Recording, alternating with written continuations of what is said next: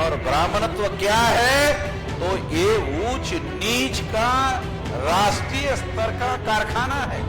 ब्राह्मण क्या कहते हैं? नहीं, हिंदुत्व पर राष्ट्र का निर्माण करना, उसे ब्राह्मण धर्म ग्रंथ घोषित करते हैं, जिसे क्षत्रियों को गाली दी हुई है। जो धर्म वैर पर खड़ा है वो धर्म सनातन नहीं हो सकता। अपने को विद्वान कहने वाले ब्राह्मणों को मैं चुनौती देता हूं कि जमीन पर अयोध्या दिखाओ।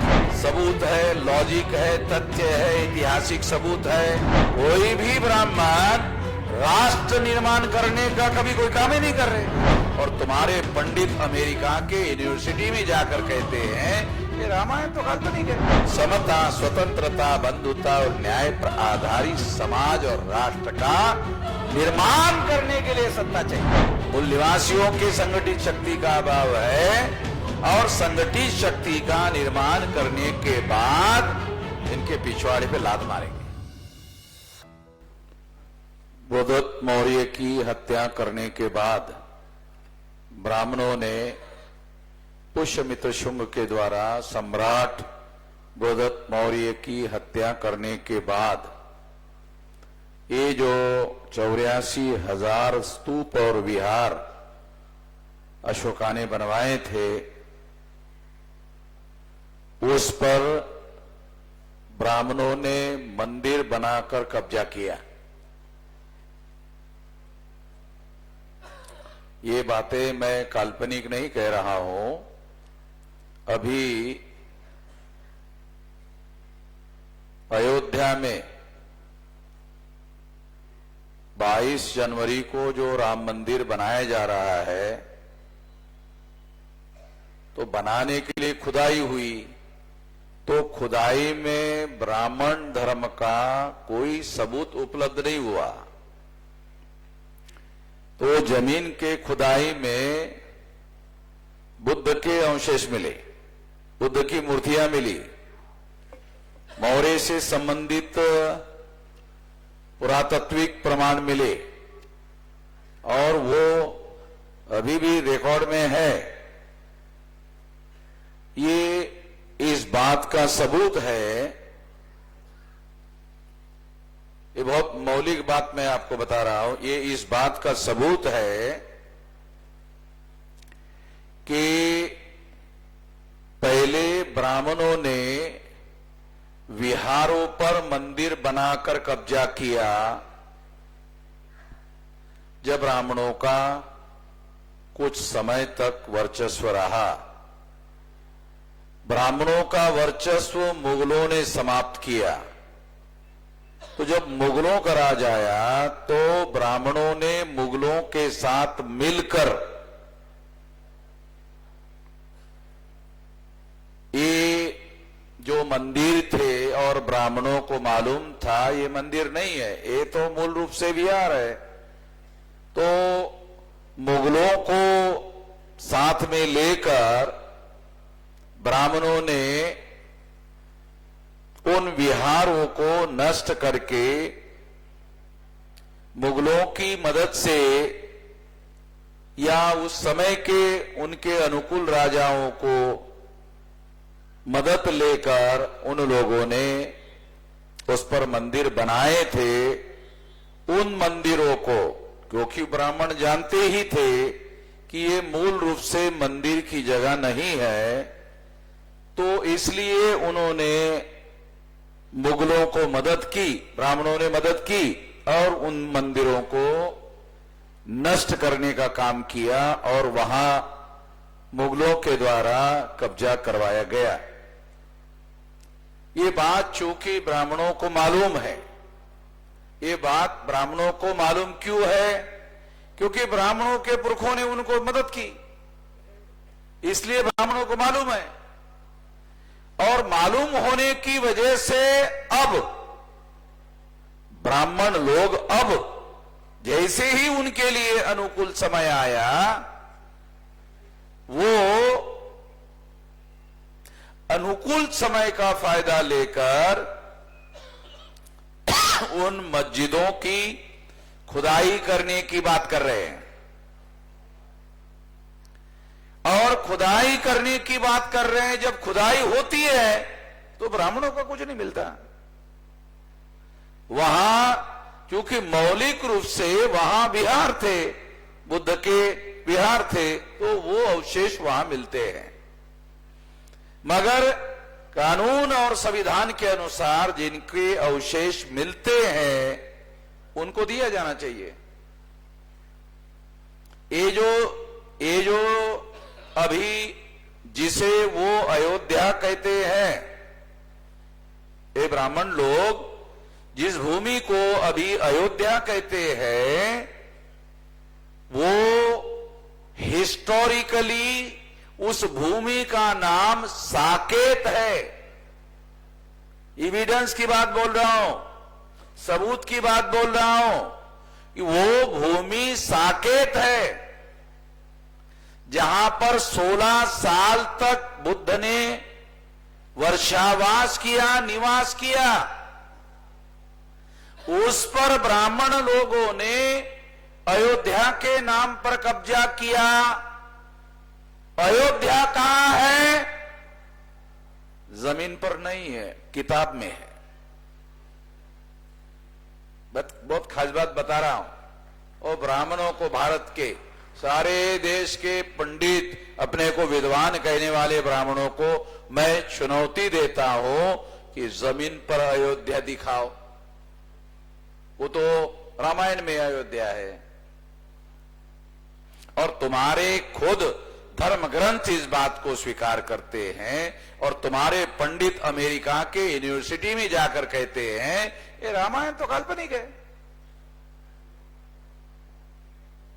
रामायण तो काल्पनिक है। वो अमेरिका के यूनिवर्सिटी में जाते हैं और वहां कहते हैं तो काल्पनिक है।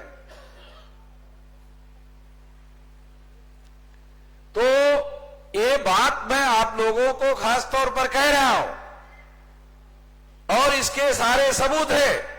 इस बात को ये लोग मान नहीं रहे हैं।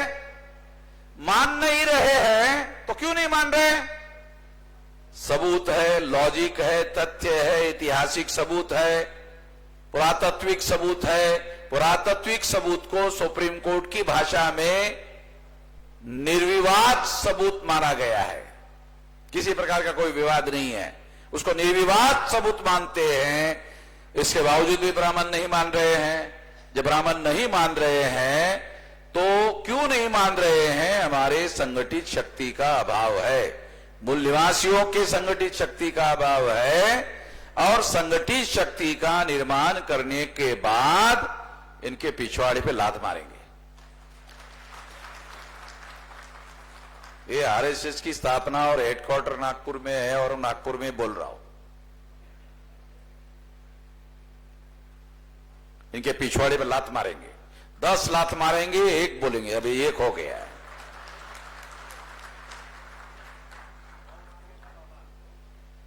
साथियों, और मैं कोई ऐसी बात नहीं कह रहा हूं, मैं कह रहा हूं सबूत हमारे मिले, दे दो। नहीं दे रहे हो, लात मारेंगे। ये मेरा कहना। सबूत हमारे मिल रहे हैं, दे दो। नहीं दे रहे हो, लात मारेंगे। ये हमारा कहना है। ऐसे ही जबरदस्ती की बात नहीं कर रहे, कोई आधार पर बात कर रहे हैं। इसलिए ये बात मैं आप लोगों को कह रहा हूं। और अभी भी आप बोधगया में जाओ तो बोधगया में सारे देश भर में ब्राह्मण हिंदू हिंदू हिंदू हिंदू की बात करते रहते हैं। उनका दयानंद सरस्वती नाम का जो ब्राह्मण है गुजरात का, वो कहता है हिंदू तो मुसलमान की दी भी गाली है। हिंदू जो है ये मुसलमान की दी भी गाली है। फिर मैंने ब्राह्मणों को याद दिला, अरे तुम्हारा ब्राह्मण कह रहा है हिंदू मुसलमान की दी भी गाली है। हिंदू जो शब्द है ये मुसलमानों के आगमन के पहले भारत के वेद, श्रुति, स्मृति, पुराण, रामायण, महाभारत, गीता में कहा है रे? कहां है? अरे दिखा रे। एक भी नहीं दिखा रहा है ही नहीं, तो कहां से दिखाएगा? है ही नहीं। तो इसलिए दयानंद सरस्वती जो ब्राह्मणों के बहुत बड़े नेता हो चुके हैं, उन्होंने कहा कि हिंदू ये मुसलमानों की दी हुई गाली है। और इसलिए वो इस बात को कहते हैं कि नहीं, इनकार करो, हमारे धर्म का नाम हिंदू नहीं है। तो जब मैंने ये वीडियो बनाकर बताया तो आरएसएस के लोगों ने अभी प्रचार शुरू किया, हमारे धर्म का नाम सनातन है। अभी प्रचार कर रहे, अभी नया वीडियो आया, हमारे धर्म का नाम हिंदू नहीं है, सनातन है। तो मैं ब्राह्मणों को बताना चाहता हूं, अबे ये सनातन भी तुम्हारा नहीं है, एस धम्मो सनातनो, ये पाली भाषा में लिखा हुआ है बुद्ध का प्रवचन। एस धम्मो सनातनो, ये धर्म सनातन है। कौन सा धर्म सनातन है? ये बुद्ध ने कहा प्रवचन में, बता रहा हूं कौन सा धर्म सनातन है। वैर से वैर समाप्त नहीं होता है, अवैर से वैर समाप्त होता है, यह सनातन धर्म है।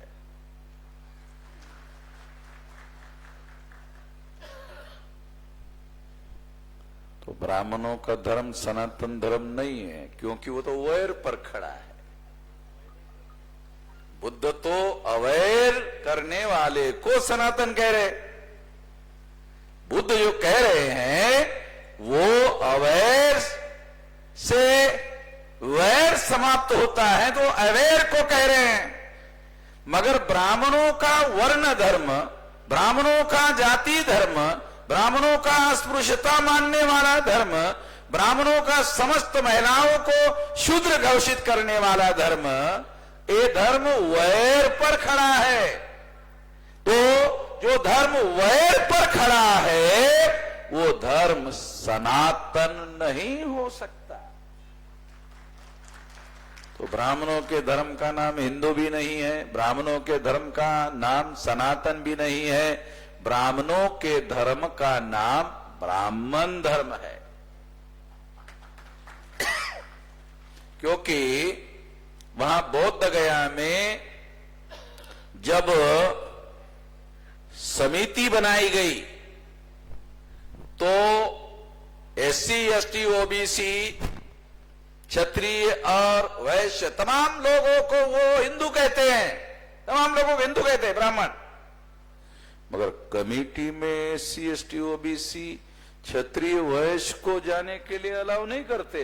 नहीं, वहां ब्राह्मण ही होना चाहिए। देखो बहुत खास बात बता रहा हूं, बराबर है विलास?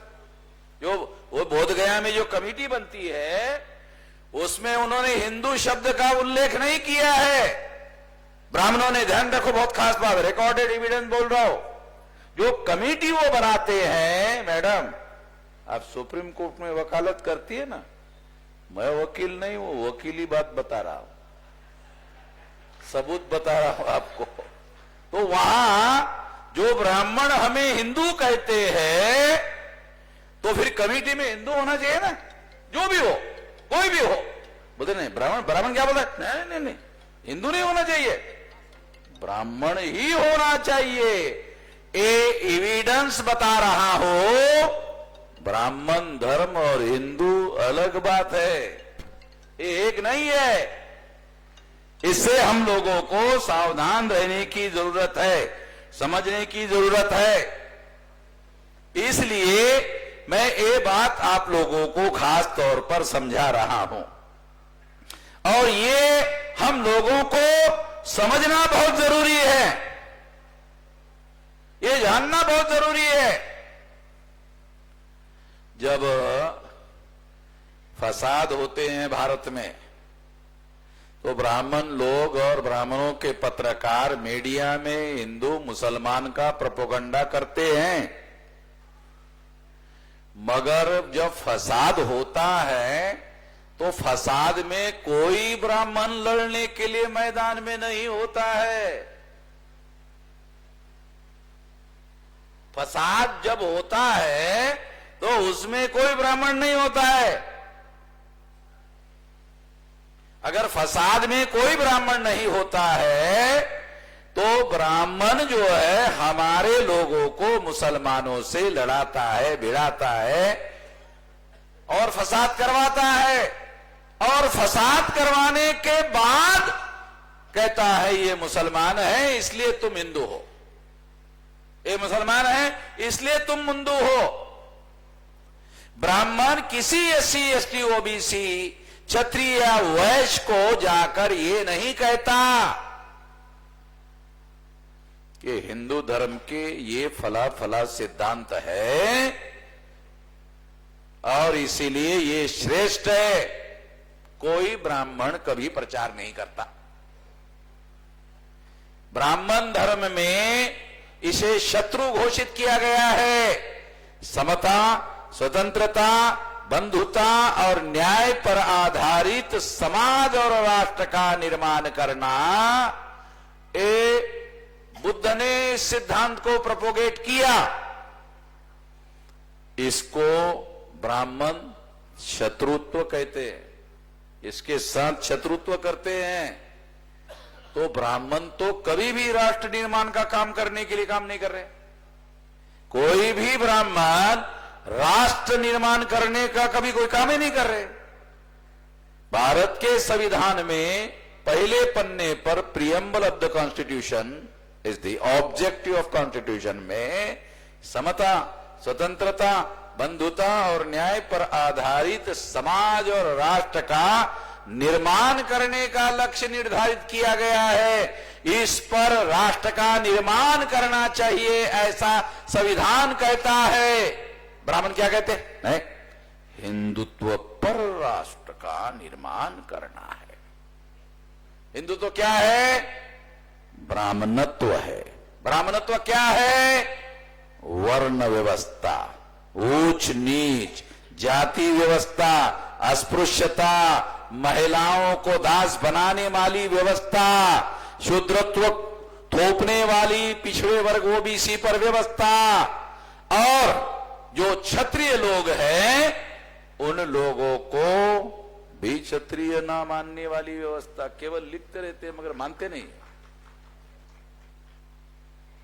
और अभी विलास खरात ने आपको पता है कि वो क्षत्रिय को क्या कहते हैं। मैं यहां बोलने के लिए भी मुझे अच्छा नहीं लगता। जिस तरह का ब्राह्मणों के पुराणों में उल्लेख है वो यहां पर बोलने के लिए भी अच्छा नहीं लगता है। इतनी गाली जो है क्षत्रियों के विरोध में दी हुई है, लिखित दस्तावेज, उसे ब्राह्मण धर्म ग्रंथ घोषित करते हैं जिसे क्षत्रियों को गाली दी हुई है। और सबसे ज्यादा घटिया किस्म की गाली दी हुई है। इससे बड़ी कोई गाली नहीं हो सकती। तो इसलिए मैं ये मानता हूं कि इसके आधार पर राष्ट्र निर्माण संभव नहीं है। हिंदुत्व नहीं है, हिंदुत्व ब्राह्मणत्व है। और ब्राह्मणत्व क्या है? तो ये ऊंच नीच का राष्ट्रीय स्तर का कारखाना है, अखंड कारखाना। तो ये डेली आरएसएस के लोग इसी के प्रचार प्रसार में लगे रहते हैं। ये इंडिविजुअल ब्राह्मण यही काम करते हैं, संगठित रूप से भी वही काम करते हैं। तो ये राष्ट्र निर्माण के विरोध में काम करते हैं। तो इससे हम लोगों को सावधान रहना बहुत ज्यादा जरूरी है। और सावधान रहने के लिए हम लोगों को काम करना बहुत ज्यादा आवश्यक है। केवल मंच पर बोलने से ये काम नहीं होगा। ये बात हमको ध्यान रखना है। हमें हमारे लोगों को सत्ता चाहिए, मगर केवल सत्ता नहीं चाहिए, सत्ता साधन के रूप में चाहिए ताकि परिवर्तन किया जा सके। केवल सत्ता नहीं चाहिए, हमें सत्ता चाहिए। किस लिए? समता, स्वतंत्रता, बंधुता और न्याय पर आधारित समाज और राष्ट्र का निर्माण करने के लिए सत्ता चाहिए। तो ये बात साथियों हम लोगों को समझना बहुत ज्यादा जरूरी है, जानना बहुत ज्यादा जरूरी है। इसलिए ये बात आप लोगों को समझाने का प्रयास कर रहा हूं। तो इसलिए साथियों, मैं बहुत ज्यादा लंबी बात ना कहते हुए मैं अपनी बात यहीं पर विराम करता हूं। काफी समय हो गया है, इसलिए अपनी बात यहीं पर समाप्त करता हूं। धन्यवाद।